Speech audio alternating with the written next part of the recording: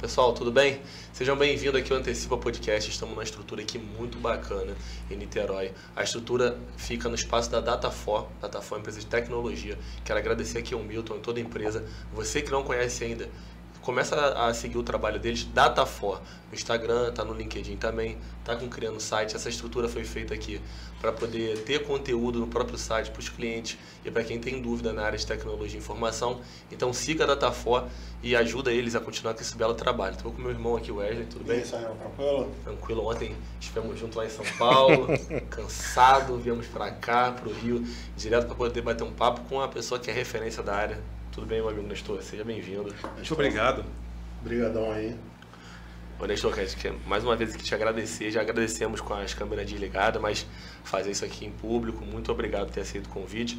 O Wesley falou que desde o primeiro contato você foi muito solícito em estar aqui com a gente, então assim, pô, brigadão mesmo, tá? Seja bem-vindo aqui ao nosso canal e à estrutura aqui da Datafor também. Maravilha. Eu que agradeço aí a acolhida, né? Espero que a galera goste aí do que a gente vai abordar aqui hoje. Com certeza. É fácil, né? Quem não conhece o Nestor na Segurança do Trabalho está fazendo alguma coisa errada, né? Exatamente. Não é Tech Segurança. Não, talvez a galera de hoje não tenha noção da importância do Nestor Exatamente. Na área de segurança do trabalho. Eu me formei ali para 2009 e, cara, não a minha primeira experiência, mas a minha segunda, porque a minha primeira experiência foi numa consultoria, então acabava que tinha pessoas mais experientes do que eu ali e acabava ajudando, né? Mas quando eu fui para minha primeira experiência de 2011 como SESMIT, que aí é você, foi ali o blog do Nestor W. Neto, que Massa. Era Segurança DAO, né? Segurança do Trabalho NWN. Mas tinha alguma coisa... tinha um outro blog que era Segurança DAO, né? O seu era Nestor W... Segurança Trabalho NWN, Isso. as iniciais do meu nome. Exatamente. Pessoal, pra você que tá mais novo aí, que você não tá O entendendo... pessoal sabe que é blog, né?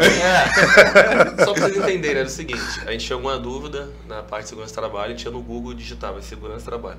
Caía no site dele, no blog dele. Só pra vocês terem uma ideia do que nós estamos falando Não aqui. tinha hoje Rios, Instagram, estava começando, né, gente, né? E como é que foi, Nestor? Esse seu início na segurança do trabalho deve se confundir, pelo que eu conheço um pouco da sua história, se confunde o seu início na internet com o seu início na segurança do trabalho. Pode contar pra gente um pouco como é que foi seu início, como que você entrou? Porque todo mundo que eu conheço da área de segurança do trabalho entra sem querer na segurança. Ninguém nasce assim. Filha, você quer ser o quê quando crescer? Quero ser técnico de segurança do trabalho ou engenheiro de segurança do trabalho. Não existe essa pessoa. Quer ser médico, veterinário.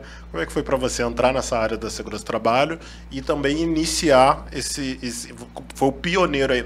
Não foi o primeiro, eu sei disso, mas você foi um dos pioneiros aí, talvez um dos que se destacou mais aí foi um dos primeiros. Como é que foi isso aí para você? Legal. Então, eu entrei na área de segurança do trabalho, como todo mundo, né? Você falou, por acidente. Eu tinha feito curso de vigilante. Assim que eu terminei o ensino, antes de eu terminar o ensino médio, eu já tinha feito curso de vigilante. Quando eu terminei o ensino médio, eu falei, agora eu quero fazer um outro curso, porque eu me imaginava, né? Eu terminei o meu ensino médio já com 30 anos. Falei, se eu parar de estudar, eu não vou continuar mais, então tem que aproveitar o embalo. Então eu já queria emendar uma coisa na outra. Eu queria fazer, na verdade, técnico de raio-x. Sim. Nessa época eu trabalhava num hospital. Só que minha líder, ela já tinha presenciado que o antigo técnico de raio-x do hospital tinha morrido de câncer. Então ela falou, pô, Nestor, técnico de raio-x não, velho. Ela falou, porque o pessoal tem a carga horária reduzida e normalmente, a carga horária reduzida é justamente para protegê-los. Mas eles acabam trabalhando em 2 ou 3 hospitais e aí você acaba excedendo a dose segura e acaba tendo câncer. Tem outro curso que é a sua cara, técnico de segurança. Aí eu imaginei, poxa, eu já sou vigilante. Lá você era vigilante, né? Eu tinha formação de vigilante, né? Lá no hospital eu trabalhava na lavanderia hospitalar, olha que coisa. Então, roupa suja de sangue, fezes, urina, tudo era comigo lá. Aí eu imaginei, bom, já tenho formação de vigilante, técnico de segurança deve ser alguma coisa parecida. Né? E só depois que eu entrei no curso foi que eu fui entender o que realmente era. E aí começou. E aí como é que nasceu o blog na minha vida? O blog, na verdade, ele começou com a minha agenda pessoal. Então eu estudava os conteúdos em sala e eu falei, cara, esse é muito conteúdo, esse conteúdo é muito legal, não quero perder. Então, além de ter o meu caderno, que eu tenho até hoje, eu falei, eu vou ter esse conteúdo no blog, porque aí quando eu quiser pesquisar, eu vou pesquisar o que eu entendi da matéria. Então eu estudava a matéria em sala e eu escrevi um resumo do que eu tinha entendido da matéria. E eu fui fazendo isso durante muito tempo. Chegou um momento que eu vi que estava muito legal. Eu falei, cara, isso aí tá muito legal, vou começar a divulgar. Na época tinha um negócio que chama de Hit, até hoje existe, que era tipo uma comunidade de blogueiros, onde você divulgava o seu blog para os outros blogueiros visitarem, você visitava os dele. Então você comentava nos dele, ele comentava nos seus. Eu comecei a divulgar, o pessoal começou a gostar e eu falei, cara, eu vou explorar isso para fora do tal do de Hit. E aí eu comecei a profissionalizar o blog, era gratuito, eu comecei a pagar a hospedagem e tal. E aí ele foi crescendo da maneira como tá. E até hoje está lá ainda o blog. Ainda tem um número de acessos ainda considerável, a gente ainda tem lá 17, 15, 13 mil acessos todo dia. Todos os dias. Então ainda tem acesso bacana ainda. Todo dia o técnico chega então no trabalho. Todo dia o pessoal tá lá, baixa material, vê artigos. E agora eu criei um outro blog também, agora já tem uns 3 anos, que é o blog nestorwneto.com, que é um blog que eu uso para falar de segurança sem falar de NR. Meu desafio lá é esse, eu sou proibido de citar o nome NR lá. Sim. Eu falo de segurança sem falar de NR. Na esteira disso tudo, o blog nasceu quando eu estava no curso ainda. Que ano é isso? Assim, lá para 2008, 2009, alguma coisa assim. Quando eu consegui o meu primeiro emprego, eu já tinha criado o canal do YouTube, mas eu não publicava vídeo lá. Então o que eu fazia? No meu intervalo de almoço, enquanto o pessoal ia jogar carta, jogar conversa fora, não sei o quê, eu aproveitava para gravar a tela do meu computador, na empresa ainda. Gravava algum vídeo e subia para o YouTube. Aí foi aí que nasceu o canal do YouTube. O blog na época, o pessoal fala que eu era o primeiro. O primeiro blog de segurança que eu tenho notícia é o blog Tem Segurança. Ele é de um cara de São Paulo, Darcy Mendes. Ele recentemente se aposentou, até hoje ele publica lá também. E em canal do YouTube, o pioneiro, até onde eu sei, é o Sabino de Oliveira, né, o auditor fiscal. Sim. Que é lá de Maceió, Alagoas, que ele tem um caso de amor e ódio com o canal dele. Então, de vez em quando, ele pega os vídeos e coloca tudo como público. Sim. Aí o povo começa a pegar no pé. Não, mas mudou, não sei o que, não sei o que. Aí ele vai, coloca tudo no privado de novo. Eu confesso que eu consumia mais o seu blog, até do que eu te sigo lá, sou inscrito no seu canal. Mas o blog é porque vinha ali tudo, a forma que era escrito, né? Quem não usou aquela planilha de CIPA ali? No início ali tinha muito material, eu lembro de dimensionamento de CIPA, enfim, dúvidas sobre estabilidade, controle de extintor, etc. Né? Então eu sempre tinha aquela dúvida. Por exemplo, eu fui entender a diferença, por exemplo, de LTCAT e laudo de insalubridade lendo o seu blog. Então eu fui, LTCAT é isso aqui, por exemplo, porque as pessoas às vezes acabam achando que é a mesma coisa, não é. E aí foi no seu blog, tudo eu sempre procurava, tinha uma dúvida no trabalho, alguém perguntava alguma coisa, eu sempre ia dar lá esse pulo lá. Mas deixa eu te fazer uma pergunta. A galera hoje em dia, a gente vê, pelo menos no nosso canal, o pessoal sempre pergunta: me formei e não tenho experiência e ninguém me contrata. Você estava comentando aí que você começou um blog sem você ter experiência. Sem ter experiência. Você era um estudante, né? Pelo que você estava falando aí, a gente se formou na mesma época. Eu estudei em maio de 2008, me formei em outubro de 2009. Então a gente ou seja, quando eu estava na minha primeira experiência, você também estava na mesma... A gente estava no mesmo nível, vamos dizer assim, e eu estava consultando o seu blog. Como é que foi isso, assim, poxa, eu estou sendo contratado no meu primeiro emprego aqui, mas ao mesmo tempo você também tem uma audiência, ou seja, você estava indo para a sua primeira experiência prática, mas ao mesmo tempo também tinha pessoas ali que esperavam de você conhecimento, enfim, etc. Como é que foi isso? Foi algo bem bacana, assim, né? Sim, inclusive... o pessoal não sabe disso, isso é furo, hein? O meu primeiro emprego, o meu blog me ajudou a conseguir. Poxa, olha que coisa, porque o recrutador, quando ele começou a perguntar assim, o que você faz? Eu falei, me formei e tal, fiz o estágio e tal, meu estágio foi muito bom, foi 4 meses trabalhando de graça, comendo bolacha na Mabel Alimentos. Então eu tive experiência prática de ministrar DDS todo dia, de fazer inspeção lá. E uma coisa que eu falei pro recrutador, eu tenho um blog de segurança. Ele falou, é mesmo? Deixa eu ver.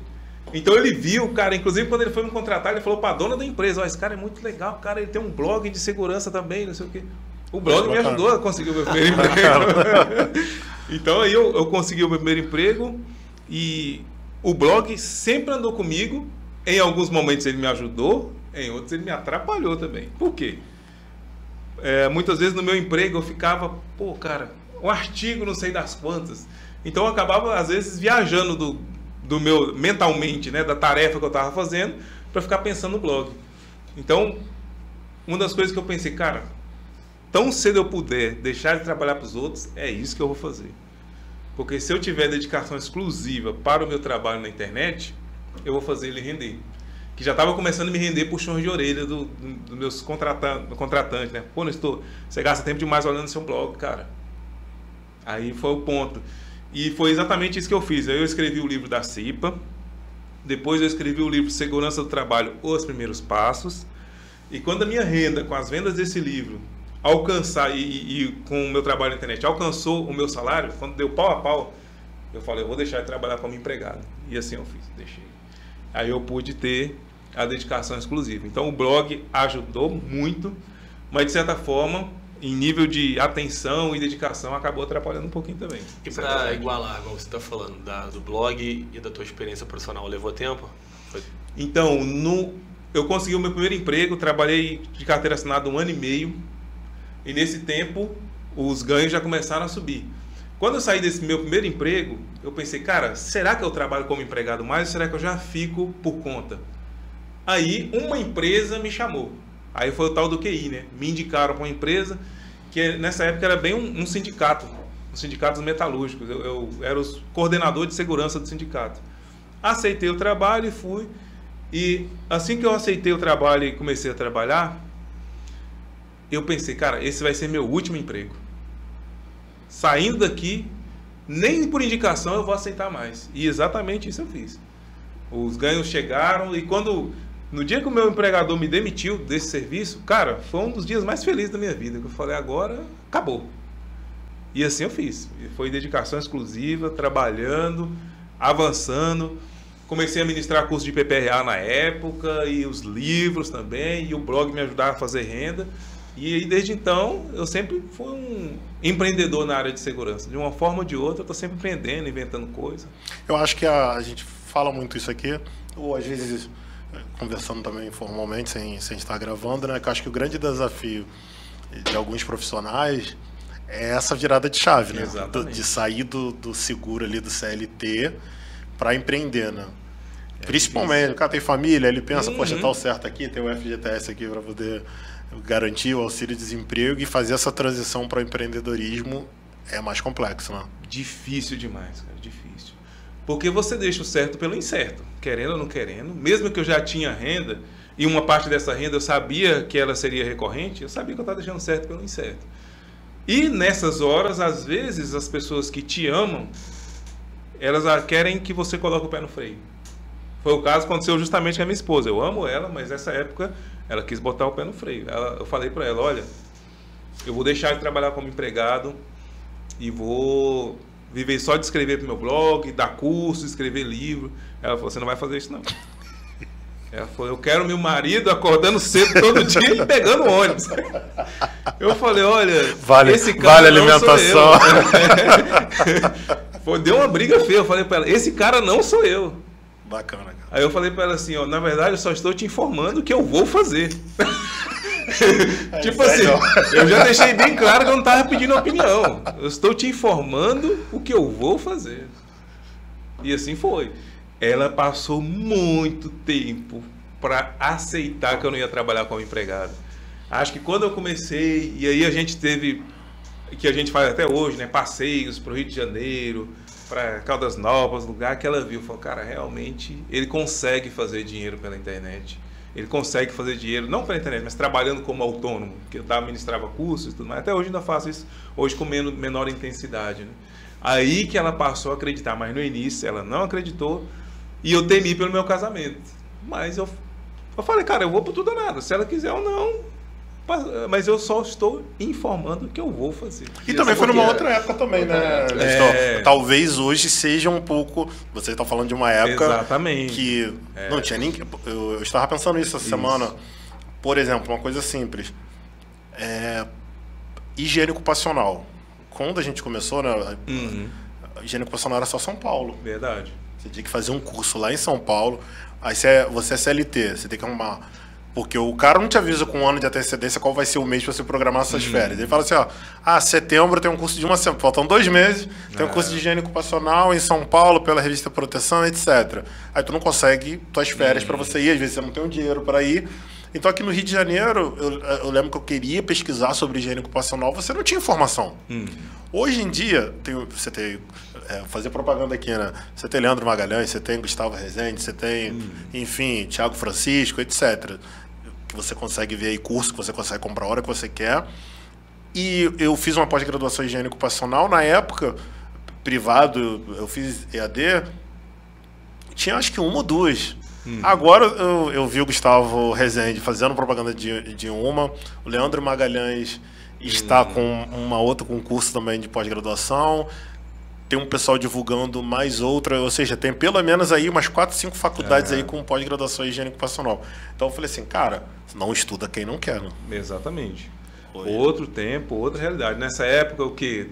Possivelmente, lá para o final de 2012, alguma coisa assim, início de 2013, a realidade era outra.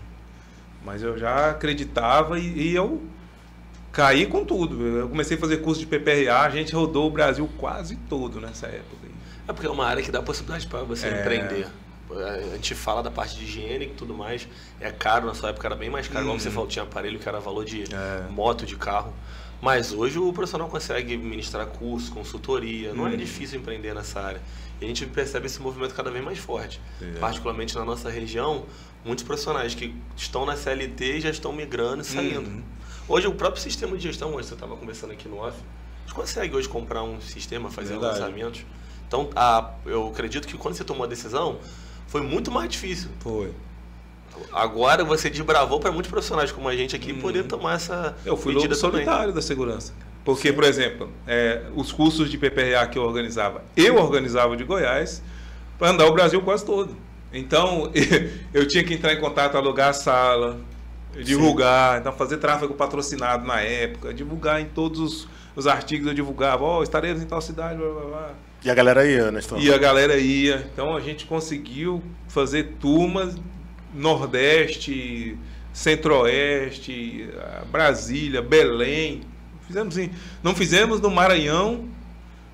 Acho que foi só no Maranhão que a gente não fez. Rodou o Brasil todo aí. Rodamos o Brasil todo com o PPRA. Né? E com o PGR, quando começou também, a gente fez muito, hoje a gente está fazendo bem menos. Porque agora eu estou falando sobre culturas e o pessoal não compra muito isso. Essa é a grande verdade. O pessoal gosta do que está na norma lá. Sim.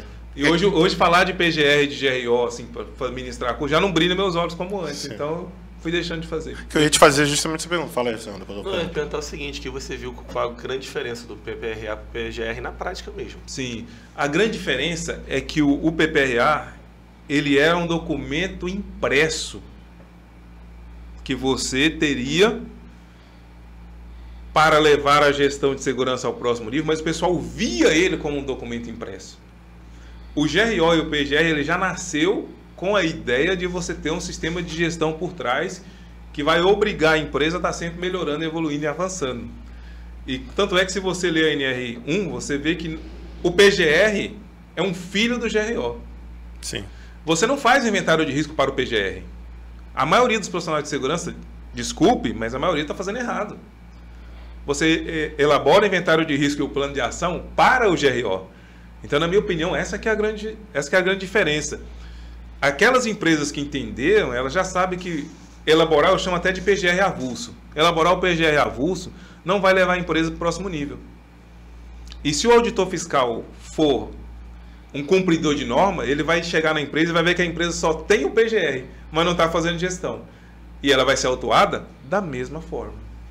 Porque ela não está cumprindo todas as obrigações. A obrigação da empresa é cuidar do GRO, do gerenciamento de risco, antecipação, reconhecimento, controle, investigação e análise de acidente, conscientização de trabalhadores, plano de resposta à emergência. Olha o tanto de coisa que a gente falou, nem citamos. Aí, além disso, inventário de risco e plano de ação, que depois de elaborados para o GRO, vão fazer parte do PGR. As empresas não estão vendo isso ainda. Muitas delas ainda estão na era do PPRA. É ter o programa para apresentar para o fiscal. Sim. Na minha opinião, essa é a maior diferença. Não é isso que a norma quer. Eu vejo o o PGR como uma parte integrante do GRO. Exatamente. O GRO é como se fosse um guarda-chuva, né? E ali você tem análise ergonômica do trabalho, então a análise ergonômica preliminar, vamos dizer assim, você tem plano de resposta à emergência, você tem o inventário de risco, você tem o plano de ação, você tem o laudo de salubridade, você tem o laudo de periculosidade, tudo isso faz parte... Percepção de risco dos trabalhadores, está lá também. Você tem a CIPA, tudo isso faz parte do gerenciamento de risco. Eu vejo como um sistema de gestão, que na verdade né? Se você perceber, né, no meu trabalho da faculdade, o TCC, eu fiz sobre análise de risco, né? Porque o que eu percebi também na prática, se fala em inventário de risco, mas às vezes o técnico, na prática, ele não sabe nem qual metodologia utilizar, ele não sabe qual ferramenta utilizar. Por exemplo, ele não sabe como de fato identificar aquele risco, mensurar aquele risco ali, ele não tem nenhum tipo de... Então eu acabei começando a escrever sobre essas ferramentas, como utilizar a matriz, só matriz de risco, você tem outras ferramentas também que você pode utilizar. Então eu fui consultar algumas normas internacionais e fui ver que na verdade é praticamente uma cópia de normas internacionais, exatamente. Só que foi colocado na nossa realidade aqui no Brasil. Então eu vejo praticamente a NR1 como um sistema de gestão. Exatamente. Quando a empresa cumpre tanto que a própria norma fala que se você tiver um sistema de gestão, né, você estende o prazo. Você estende o prazo, né, que na verdade vem aquela polêmica. Tem ou não tem vigência o PGR, Nestor? Então, antes disso... Tem validade ou não tem validade? Antes disso, eu vou só citar que a galera, na verdade, infelizmente nós da área de segurança, a gente está mais preocupado com o modelo do PGR do que com o modelo de gestão. Sim. Então o pessoal vem muito, Nestor, o modelo de PGR. Eu fico, velho, normalmente eu respondo, não adianta eu te passar o meu modelo. Sim. Você tem que entender a gestão por trás. Para fazer gestão por trás, infelizmente, eu tenho um curso. Se você quiser o curso, você faz o curso, lá dentro você baixa o meu modelo. Para você entender... Como é que você vai criar, né, o seu inventário de risco, tintim por tintim do que a norma pede. Que a gente coloca lá no nosso curso exatamente isso, tintim por tintim do que a norma pede, indo um pouquinho além ainda. Aí tu vai entender. Só que a galera está mais preocupada com o modelo do documento do que com o modelo da gestão.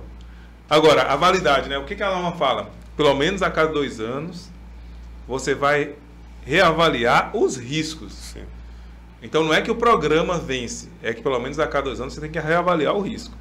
Se eu faço a reavaliação do risco e percebo que os riscos permanecem idênticos, o que é bem difícil acontecer, eu vou lá em anexo e falo, foi feita a avaliação e os riscos são os mesmos. Tá valendo. Se eu faço a revisão e vejo que os riscos mudou, aí eu vou documentar aquela mudança. Então, não é que você vai jogar para... Inclusive, a própria norma fala isso, né? Você tem que guardar o histórico, né? A NR9 do PPA falava que você tinha que guardar o histórico técnico e administrativo. A NR1 é a mesma coisa. Então você teria que ter todas as atualizações, as versões e guardar por 20 anos. Sim. O próprio SOC, por exemplo, que é um sistema de gestão, quando você faz a atualização do risco, qualquer atualização que você faz, você salva as versões, né? Que você consegue gerar um histórico daquilo que foi alterado. Eu sempre, no meu entendimento, por exemplo, eu entendo que o mercado ele gera ele precisa atender uma demanda. Então, para a empresa, porque por mais que as pessoas falem assim, poxa, mas consultoria vende documento, por exemplo, muitas vezes, mas o mercado, ele não a venda, mas ele condicionou um formato de trabalho. Você terceiriza, o cliente quer ali um documento ali, porque o cliente, por exemplo, a empresa de médio ou pequeno porte, dificilmente ela às vezes consegue fazer uma gestão, então ela precisa terceirizar aquilo ali. Então, pelo menos lá na empresa, o que a gente colocou como parâmetro? Beleza, são 2 anos, mas não significa que o documento tem 2 anos. Ou seja, a gente coloca um parâmetro, pelo menos, se não tiver nenhuma atualização, pelo menos daqui a 1 ano, a gente faz uma análise, foi gerado um plano de ação. Sim. Daqui a 1 ano a gente faz uma análise. Olha, foi cumprido tudo o que está aqui, está faltando, que é a análise da eficácia, né? Isso, avaliação da eficácia. Se realmente está cumprindo, o que falta. Aí, não esperar 2 anos, até porque também é impossível. É difícil, a empresa, 2 anos não mudar nada. A empresa, ela, hoje, contrata. Se você tirar um relatório hoje na empresa, RH, me passa aí o relatório de funções e funcionários. Vamos dizer, 86. Segunda-feira já não tem mais esses 86, entrou uma função nova. Como é que não altera o risco? Depende, se essa função nova está contemplada dentro de uma função que já existe e você colocou lá, tipo, tem empresa que elabora assim, setor X, quantidade de trabalhadores entre X e 2X. Ok, se está entre, né? Agora, se a empresa trabalha com um número fiel, não, o setor tem 20. Saiu um, já não tem mais 20. Altera, por exemplo, a forma que se faz, porque você é um setor produtivo. Se você não tiver, por exemplo, produzindo, né, a produção, ela faz sempre reuniões para verificar se está alcançando ou não.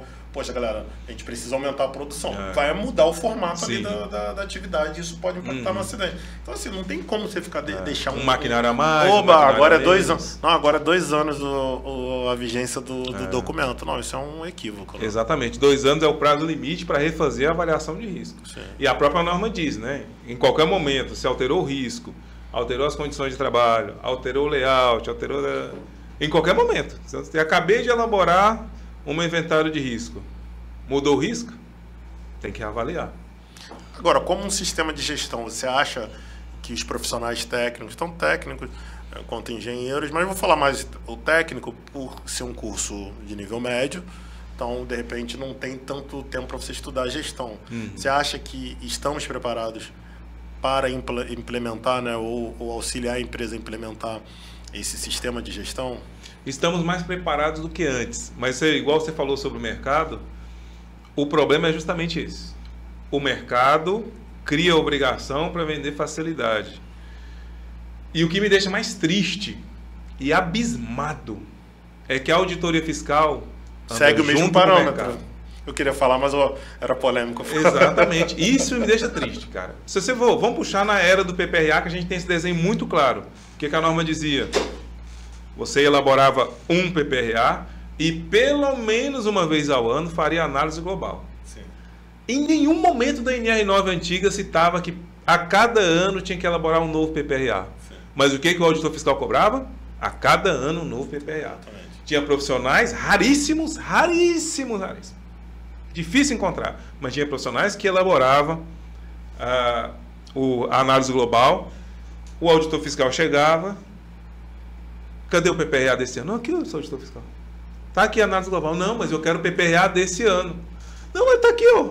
Aí o que a norma pede é isso aqui, a análise global. Não, mas eu quero o PPRA desse ano. Aí o profissional de segurança. E a verdade é que a vitalidade do PPRA, o que faria o ambiente melhorar, é a análise global. Não era o PPRA em si.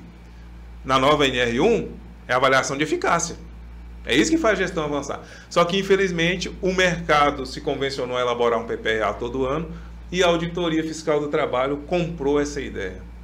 Então, o problema é o mercado. A gente espera, eu sou positivo nesse ponto, a gente espera que, como a gente tem mais informação, hoje em dia, os próprios auditores fiscais têm a escola deles, né, que ensina sobre saúde e segurança e tudo mais. Quem sabe se os auditores fiscais realmente comecem a cobrar a gestão. E quem sabe os profissionais de segurança também vão na direção de ter gestão. O mercado ainda está forçando que se tenha a venda do programa a cada 2 anos. É o que a gente está vendo. Mas eu espero uma reação da Auditoria Fiscal do Trabalho, espero que ela venha, e espero que os profissionais de segurança bem intencionados assumam o papel de condicionar o mercado para o que é certo. Talvez eu esteja sendo infantil, bobo, positivo demais, mas é o que eu espero. Ângelo, você falou que está agora indo para um caminho mais da cultura de segurança do que da norma. Né? Mas dá para a gente falar em segurança do trabalho sem citar a norma? Dá para falar sobre segurança do trabalho sem citar a norma. Porque se você, por exemplo, observar lá os 23 elementos do Hearts and Minds, que é uma metodologia de medir a cultura, em nenhum momento o Hearts and Minds fala sobre norma, mas ele fala sobre a melhoria da gestão. E quando você melhora a gestão com os pilares que a própria metodologia mostra, invariavelmente está cumprindo NR.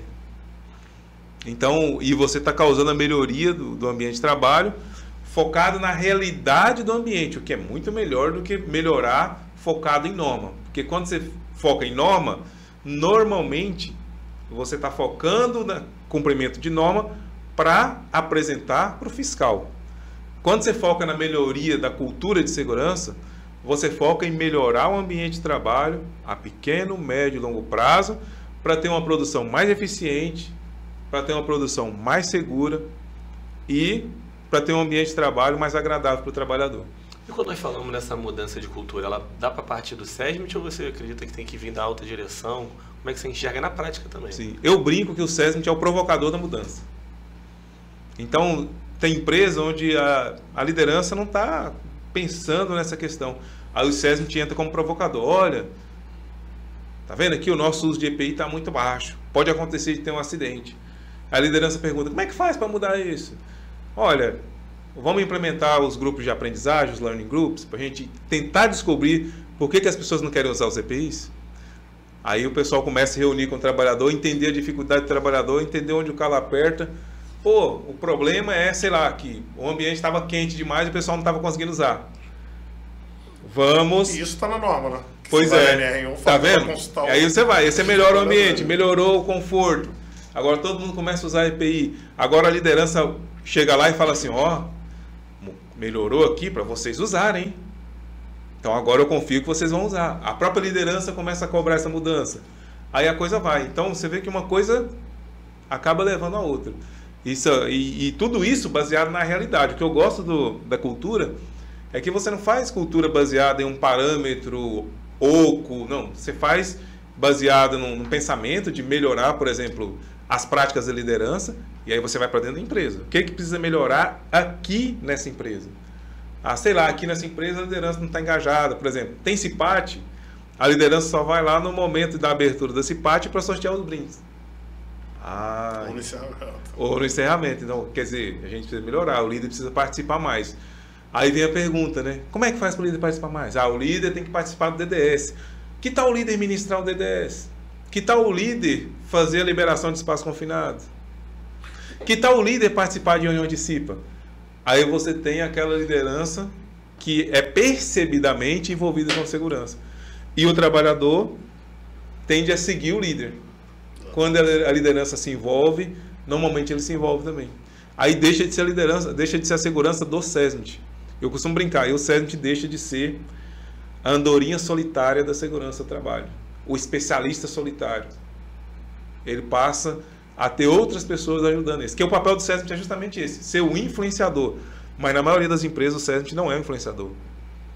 Ele carrega nas costas sozinho. Então, você fala uma frase, já vi você falar sobre esse assunto, que é nada vence a cultura. Exato. Não é uma frase sua, né? Obviamente, mas nada vence a cultura. O que eu percebo, inclusive, a gente acho que viu isso um pouco, né, essa semana ali, o técnico, acho que a gente tem que ser o contra a cultura, né? Na verdade, porque já existe uma cultura estabelecida na empresa.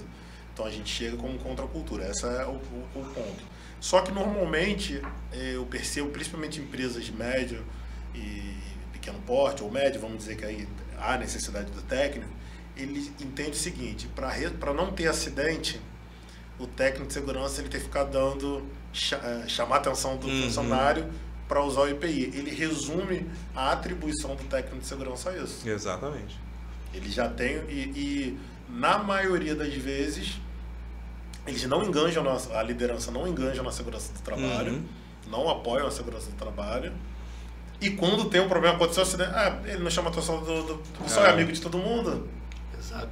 Exatamente. É amigo de todo mundo, por isso que o pessoal não respeita, não usa. Só que, cara, como que você, nada vence a cultura, como você vai vencer um sistema que já está implementado, muitas das vezes é uma empresa antiga, com gerentes que muitas das vezes tem uma história de 15, 20 anos dentro de uma empresa. O cara fala que não uso EPI não, trabalho aqui há 20, 30 anos, nunca usei EPI, não vai ser agora que eu vou utilizar. Como é que o técnico está te assistindo agora aqui no Antecipa? Eu sei que você vai vender isso aí no seu curso, né? Tem que chamar lá na empresa lá para poder dar uma palestra. Mas qual dica você dá para esse técnico na prática? Assim? Nada vence a cultura, correto. Outra frase, pessoal, anotar aí. O sistema pisca. Quem tiver uma caneta ou um celular pode anotar isso aí. O sistema pisca. Mais cedo ou mais tarde, se o profissional de segurança estiver preparado, uma hora ou outra a liderança vai falar, o que a gente pode fazer nesse caso? Aí é onde o profissional vem, implementa uma mudança. Normalmente, o que ele faz? Um piloto numa área. Ah, vamos fazer lá na área da oficina, não sei o quê. Aí o pessoal começa... Normalmente o profissional de segurança vai lá, pá, começa a melhorar, não sei o quê. Pô, mas ficou legal isso aqui, hein? Será que não dá pra fazer em outra área, não? Aí o profissional começa a fazer. Quanto mais resultado o profissional de segurança gera, mais ele tende a ser reconhecido, valorizado, respeitado. E aí ele começa a expandir isso. Então, é impossível vencer a cultura. Concordo plenamente. É a mesma coisa que dar soco em parede, velho. Não vai. Mas o sistema pisca.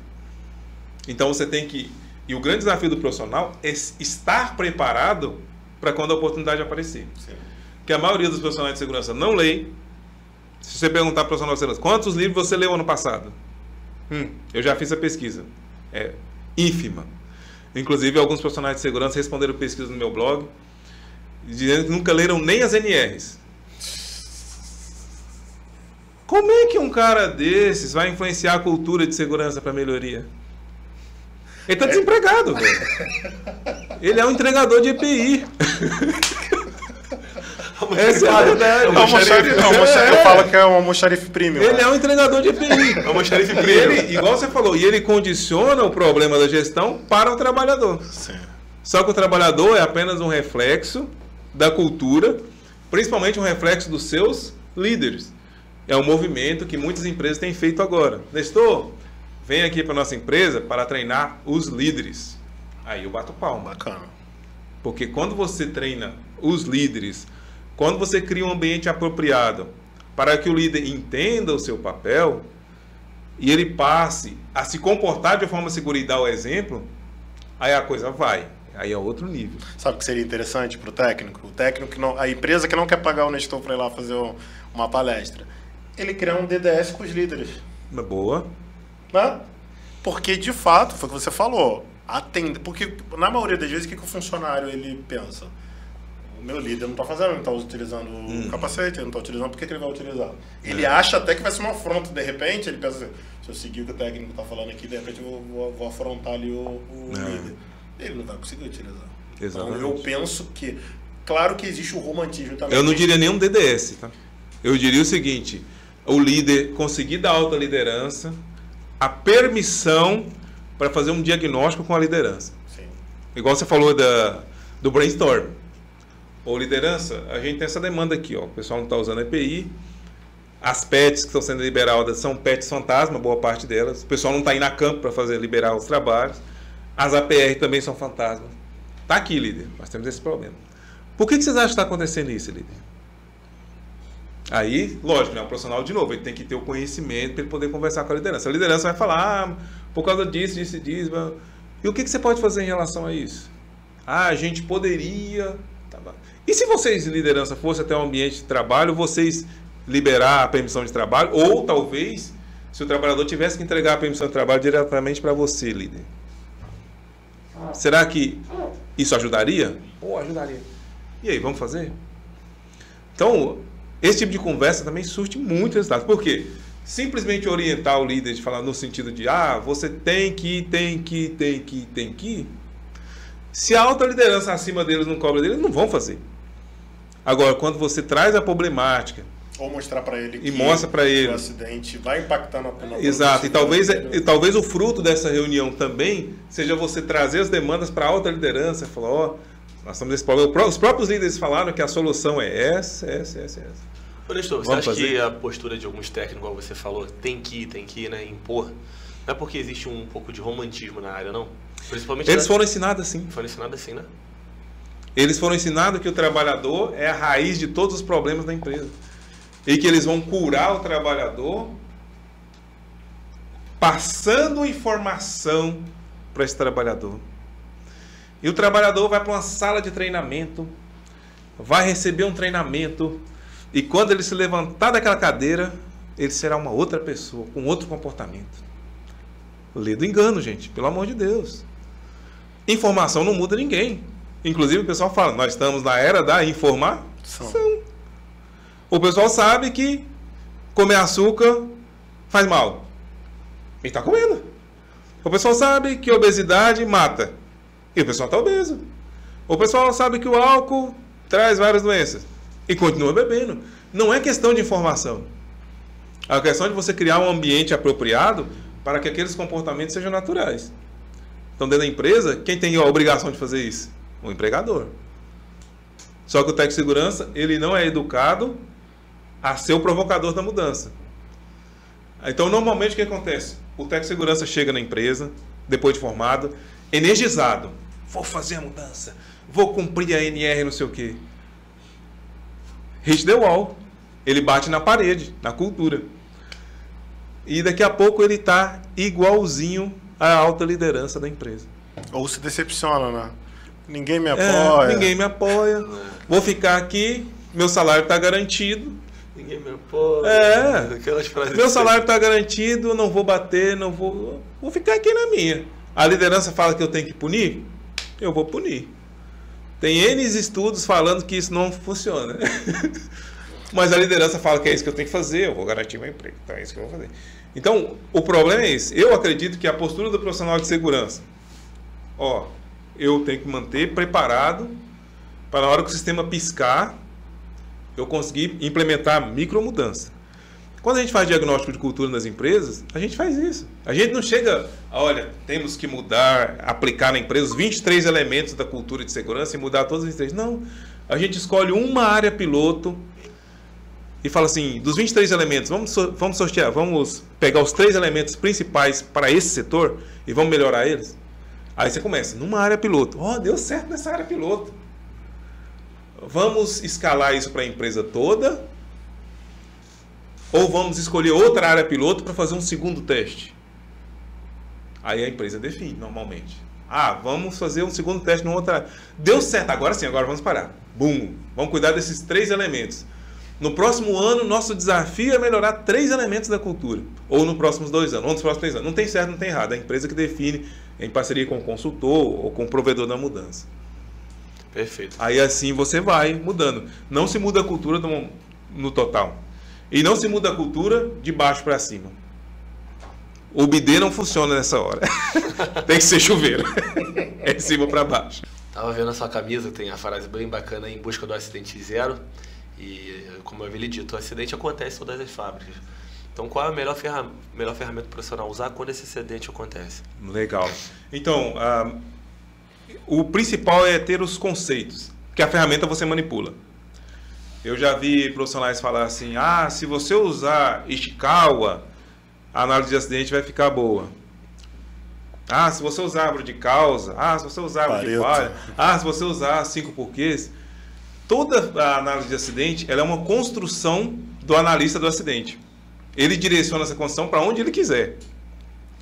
E tanto é que se você observar a boa parte das análises de acidente, no plano de ação dela, você vai ter normalmente a mesma ação, que é treinamento, reorientação, reeducação. E normalmente, se essa é a única coisa que está no plano de ação, a análise toda está equivocada. Porque o trabalhador não é a variável a ser consertada. Quando eu quero ter comportamentos melhores, eu conserto o sistema e não o trabalhador. Então, alguns conceitos. O Hop ele ajuda bastante nisso. Primeira coisa é entender a questão do erro, né? Mesmo o melhor trabalhador vai errar. Quando os profissionais de segurança falam, mas o trabalhador não pode errar. E você, técnico de segurança, engenheiro, você erra? Eu erro. Por que você pode errar e o trabalhador não pode? Mas se ele errar, acontece um acidente. Ok. No trabalho do profissional de segurança também pode acontecer um adoecimento. Se você não analisar, por exemplo, corretamente o ruído, um trabalhador pode ficar surdo. Aí isso é culpa sua? Então, mesmo o melhor trabalhador vai errar. Tem ferramentas para diminuir o erro? Tem, mas já é outro departamento. Então, eu entender que mesmo o melhor trabalhador vai errar. Eu entender que culpar não corrige nada. Eu tenho que entender o sistema de trabalho. Quando eu melhoro o sistema de trabalho, eu melhoro as influências sobre o trabalhador e eu melhoro a cultura. Eu tenho que entender que a resposta dos líderes importa. Então, como é que meu líder está se envolvendo nessa questão toda? A maioria do líder, quando vê lá que o trabalhador é o culpado, o líder, poxa, eu sabia. O trabalhador é o culpado. Então, realmente, né? Inclusive tem líder que ainda endossa. Vamos dar uma punição. O cara sofreu um acidente. Às vezes ele está lá no hospital. Ou às vezes ele está engessado, todo quebrado, lascado.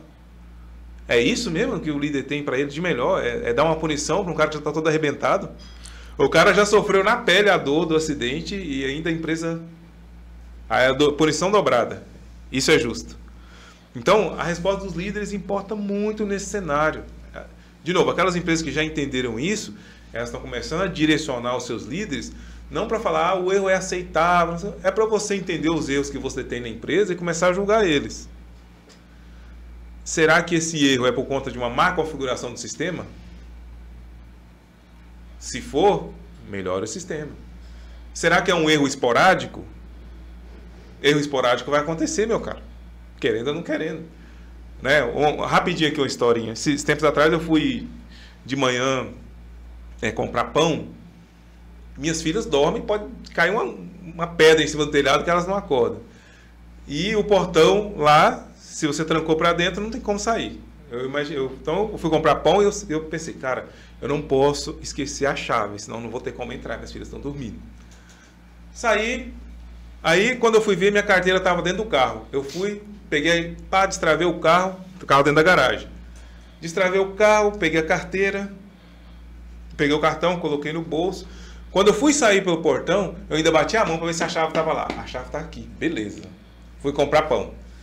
Comprei o pão, quando eu voltei, parei em frente ao portão de novo e fui pegar a chave. A chave que eu estava dentro do meu bolso era a chave do carro. Meu Deus. Não era a chave do portão.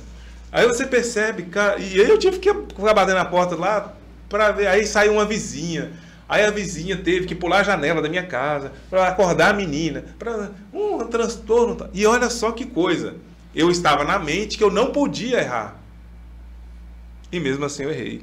Então é ler do engano da gente achar que a gente vai controlar o erro esporádico com treinamento, com reeducação, orientação. Erro esporádico vai acontecer. Meu amigo, se um erro na sua empresa causar uma tragédia, então seu processo produtivo todo provavelmente está comprometido. Aí, tem como diminuir o erro? Tem sim. Aí nós estamos falando de abordagem de melhoria do sistema e às vezes de melhoria da inteligência coletiva. De você, por exemplo, tem empresas que conseguem diminuir bastante o erro humano através do cuidado ativo. Cuidar de si, cuidar do outro, se deixar cuidar. Então a empresa implementa isso como uma ferramenta. Ela ensina o trabalhador a cuidar de si, ela ensina o trabalhador a cuidar do outro, ou seja, eu abordar o meu colega de uma forma educada, respeitosa, cordial, e eu ensino o trabalhador a se deixar cuidar. Porque em muitas empresas, se o cara vem e chama a atenção do cara, ele fala assim, cara, vai cuidar da sua vida, velho. Você quer cuidar das duas vidas? Casa. O seu trabalho está uma bagunça lá, seu setor está uma bagunça, por que você vem cuidar do meu? Então a empresa implementa isso como política, para todo mundo se cobrar. Aí sim, porque se eu trabalho num setor com mais 3, 4 pessoas, se eu erro, é bem possível que meus colegas vão ver, se eles trabalham em proximidade comigo. E eles vão me ajudar a não errar. Então, tem estratégia até para isso, para você diminuir o erro humano, mas zerar o erro humano não vai acontecer. Então, de novo, o principal para uma análise de acidente é que a pessoa que está conduzindo a análise saiba que o foco da análise de acidente não é julgar, culpar e punir o trabalhador. É entender os fatores que contribuíram para o acidente. E é por isso que muitas empresas não estão utilizando causa única e nem causa raiz mais. É fatores contribuintes. Aí eu vou entender todos os fatores contribuintes que colaboraram para aquele acidente acontecer. Trabalho nos fatores contribuintes e aí sim eu tenho a chance de evitar a recorrência daquele acidente. Então, na minha opinião, isso é o mais importante. Também existe a manipulação de números, né? Começam a mudar o conceito lá da Lei 8.213. Não, isso aqui não é acidente, não. Demais. Não teve afastamento, não é acidente. Incidente. Começam a criar maneiras de não configurar, então é acidente zero. 3 anos sem acidente zero, com acidente zero. Né? Complexo. E acho também que é importante ser multidisciplinar, né? Não é só o técnico em segurança do trabalho realizar essa investigação. Por exemplo, ontem nós estávamos fazendo uma visita numa indústria química. Eu entendo mais de química que o técnico em química ou que o químico. De repente, o químico ele pode trazer uma informação que eu, como profissional de segurança do trabalho, não sei. Ou então, o gerente de manutenção Eu sempre dou esse exemplo aqui, que eu fui trabalhar numa transportadora e eu não sabia o que era a quinta roda. Então tinha um checklist lá, tava assim, quinta roda, achei que era o step. E não é o step. Então, assim, você não sabe, você não tem o conhecimento que é importante quando você entra em determinado segmento, você entender como funciona aquele processo produtivo, mas nunca você vai ter o conhecimento daquele profissional ali, né, da expertise daquele profissional da área que está o tempo todo ali. Então, a gente estava conversando aqui em off aqui, né, do brainstorm, né? Isso é interessante. Poxa, vamos investigar esse acidente aqui?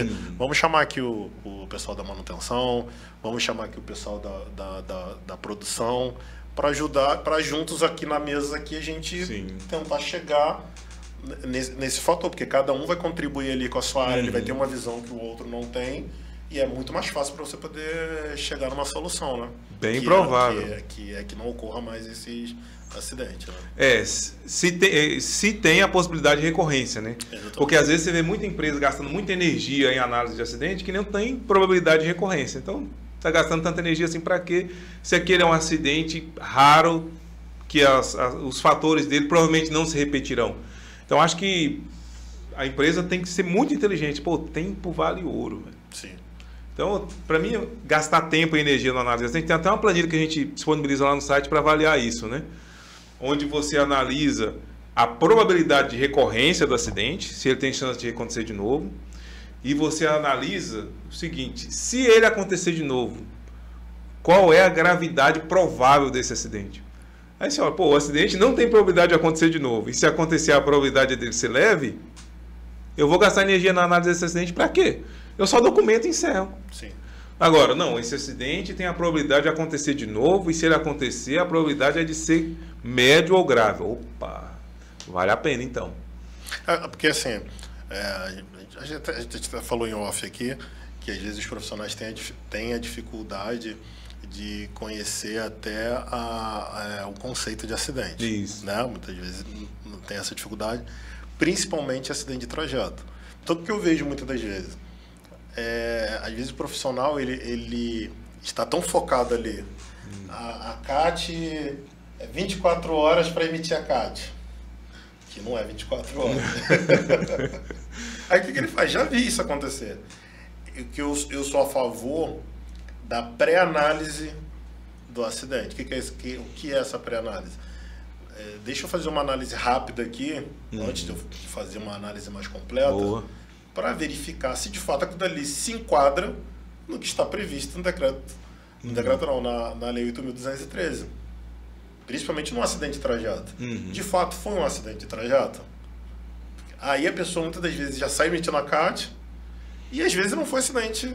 Às vezes não foi acidente de... Alguém comentou comigo que uma situação numa empresa, a pessoa teve não sei se foi um tumor no ombro, por exemplo, e aí ela tinha um afastamento. Só que por coincidência, ela caiu também e bateu com o ombro. Então essa doença que estava aqui não tinha relação, apesar dela ter caído, machucado o ombro, aquela lesão que ela tinha não tinha relação com o acidente que ocorreu. Foi só coincidência dela ter caído. Então, assim, você precisa... Aí o médico do trabalho, ele pode te ajudar através do laudo, da leitura do laudo. Então, você precisa fazer essa pré-análise, né? Então, eu acho que também tem essa questão, né? O próprio profissional também, que vai além da NR. A NR não fala sobre conceito de acidente. Às vezes o profissional não sabe nem onde procurar, né? Exatamente. A gente vê muita gente apanhando no que se refere à caracterização do acidente típico, do trajeto. E tem gente que acredita que todo acidente de trabalho o empregador vai ter responsabilidade. Isso também não é verdade. Não. A própria Constituição Federal ela fala que a dever de indenização do empregador ele vem por causa de dolo ou culpa. Sim. Por exemplo, no acidente de trajeto você não tem dolo ou culpa. Se não tiver responsabilidade o empregador não teria como evitar aquele acidente. Então, logo, eu não tenho como responsabilizar ele legalmente por aquele acidente. Então, são várias coisas que o profissional de segurança tem que entender, porque em muitas empresas, infelizmente, o departamento jurídico não vai ajudar o profissional na hora dessas definições. E nem toda CAT tem estabilidade, né? E nem toda CAT tem a tal da estabilidade. É só nos casos onde o afastamento for maior que 15 dias e esse trabalhador entrar com benefício pela Previdência Social. Aí, quando ele retornar, né? Você tem a questão da garantia de emprego, da estabilidade nesse caso. Nestor, a gente em off aqui, você comentou que um tema que você gosta muito de falar é sobre CIPA, né? Fala um pouco aí com a gente aí sobre a questão a gente teve até uma mudança aí há pouco tempo relativamente, né? Fala um pouquinho sobre a importância da CIPA. Legal. Bom, a CIPA ela é um órgão fantástico. O pessoal fica bravo comigo, né, os técnicos de segurança e engenheiro, quando eu falo que a CIPA é o órgão de segurança mais importante que existe nas empresas. E na minha opinião é mesmo. Porque na maioria das empresas você não tem profissional de segurança, mas cipeiro você tem. Mas a CIPA faz pouco. Olha, pouco é melhor do que nada. Mas a CIPA não funciona como deveria. Ok. Então vamos acabar com a CIPA, vamos acabar com a NR5. Complicado. Então deixa eu te fazer uma pergunta. O SESBIT na maioria das empresas funciona como deveria? Não. Vamos acabar com o SESBIT? É um ponto interessante. Então, o que não funciona a gente acaba, isso? Aí você repara que... Bom, veja bem, né? Não é assim. Cara, a maioria das CIPAs não funciona porque normalmente a empresa não valoriza a CIPA, não dá autonomia, não dá apoio, as atas da CIPA vão para a gaveta, e mesmo se colocar o melhor cipeiro lá, não vai funcionar porque... Se você se reúne todo mês, debate problema todo mês, elabora uma ata bonitinha, organizadinha, cheirosa, e ela vai para a gaveta de alguém, você sequer tem resposta daquilo, lógico, você vai se desmotivar. É o que acontece com a maioria das CIPAs. Eu, quando vou fazer diagnóstico de cultura nas empresas, um dos documentos que eu analiso é a ata de CIPA. E é muito curioso que a maioria das CIPAs começa com energia a toda ali para fazer mudança. E com o passar do tempo, lendo as atas, você percebe que ela vai perdendo energia, vai perdendo foco, vai perdendo a motivação. E as atas da CIPA do meio do mandato para o final é puramente protocolo. Tô lembrando do episódio Todo Mundo Odeia o Cris, né? Eles querem colocar suco de groselha no bebedouro. A CIPA, quando começa, acima. Os caras querem trocar bebedouro. É desse modelo. Porque não dá. Então... Profissional de segurança, quer ter uma CIPA eficiente? Bacana. Para onde estão indo as atas da CIPA?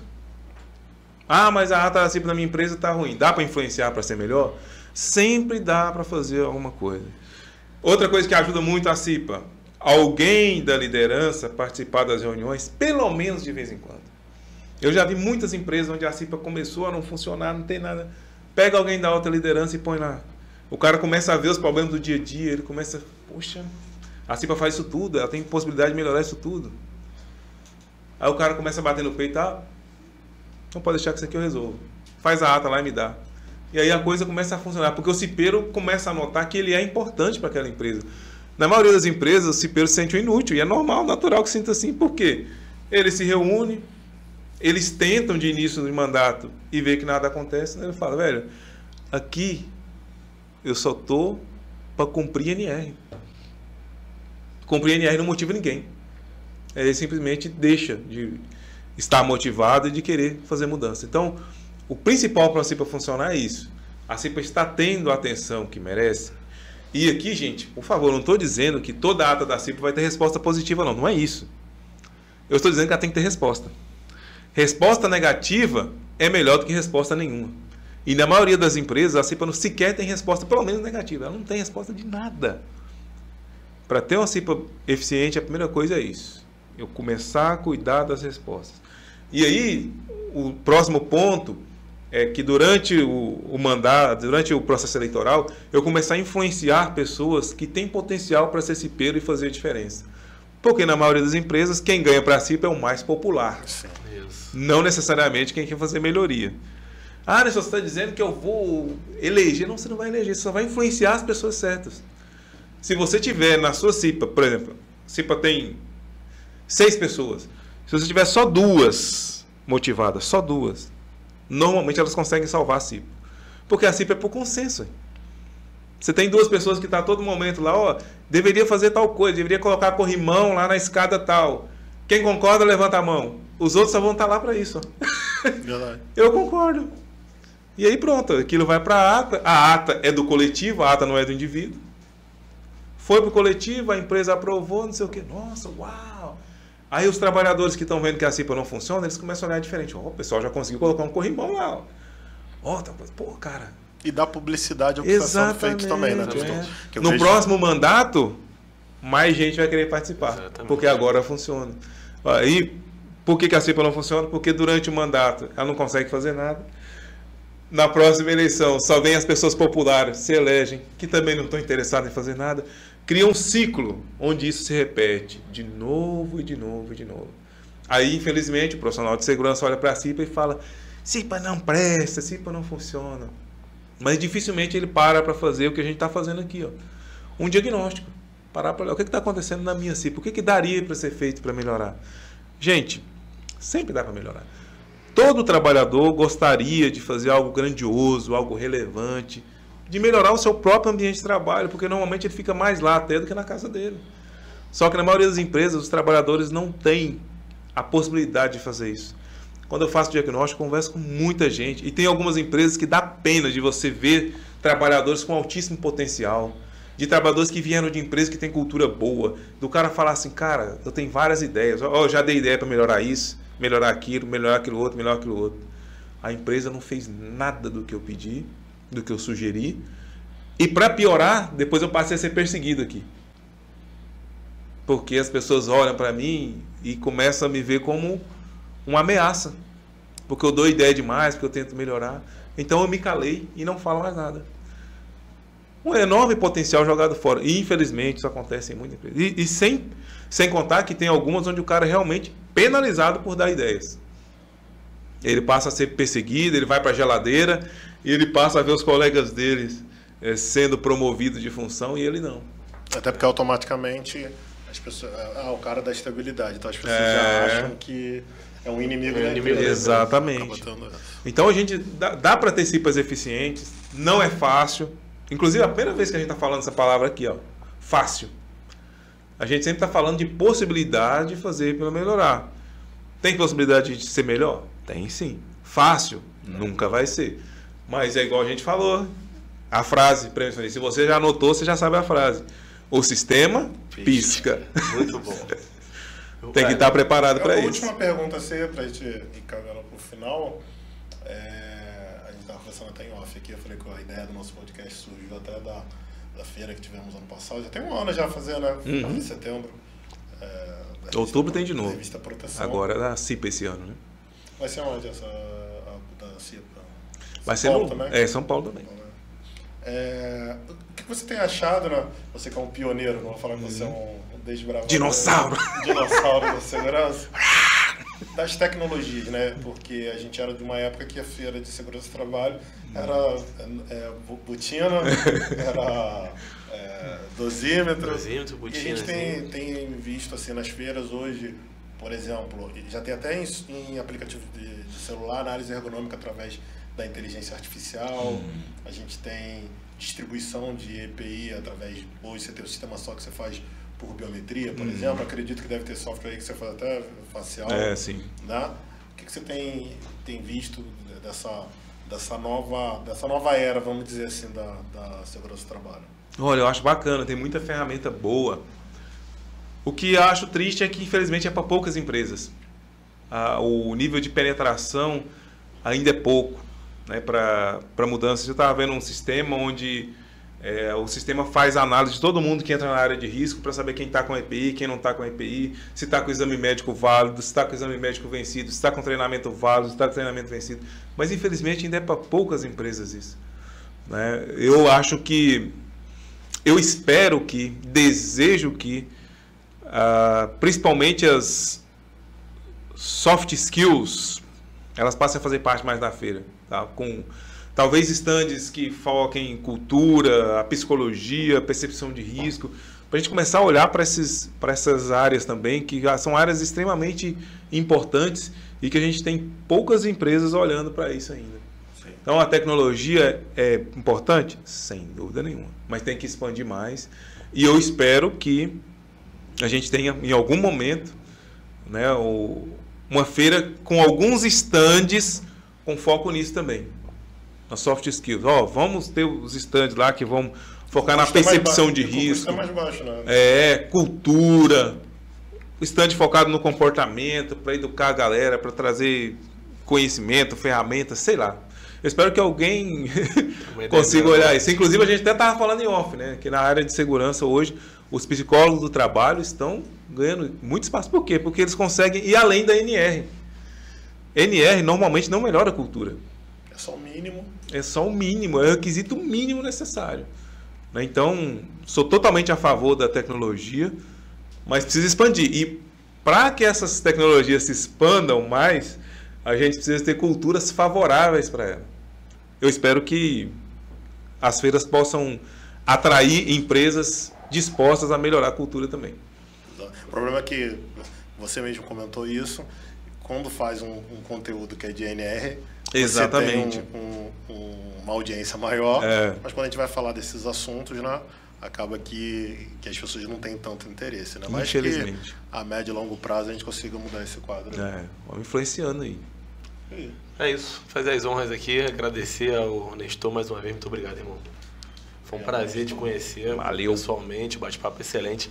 Se você não conhece ele ainda, o que é raro, acho improvável. Se houver alguém aí. Se houver alguém que não conhece o gestor. Tem muita gente que não conhece. Eu vou deixar esse espaço aqui para o gestor falar das suas redes para quem está assistindo. Maravilha. Prevencionista. Você nos encontra no Instagram, canal do YouTube. Inclusive, o nosso canal do YouTube está com 82 mil inscritos. Estamos doidos para ser o primeiro canal de saúde e segurança no mundo a chegar a 100 mil inscritos.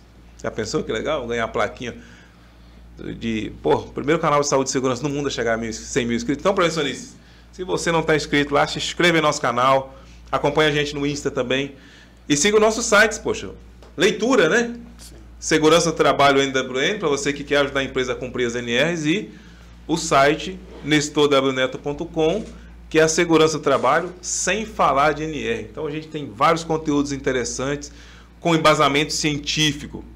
Por que o trabalhador não quer usar o EPI? Por que punição não funciona? Por que imagem forte não funciona? Embasamento científico, vai lá, nestorwneto.com. É onde a gente hospeda também lá os nossos cursos também, se você queira fazer os cursos EAD aí, e também, eventualmente, algum curso presencial que a gente fizer também. É isso. Pessoal, muito obrigado aí pela audiência aí. Aproveite, se você não se inscreveu, se inscreva no nosso canal aqui no YouTube. Procura a gente lá no Instagram, Antecipa Podcast. Procura a gente lá no LinkedIn. Né? Como diz o Vitor Costa, aí a gente só não tá no... É muito difícil. Facebook a gente não Facebook e Twitter, né? O restante tudo tem Antecipa Podcast. Mas procura que a gente tá lá. Forte abraço. Abração, pessoal.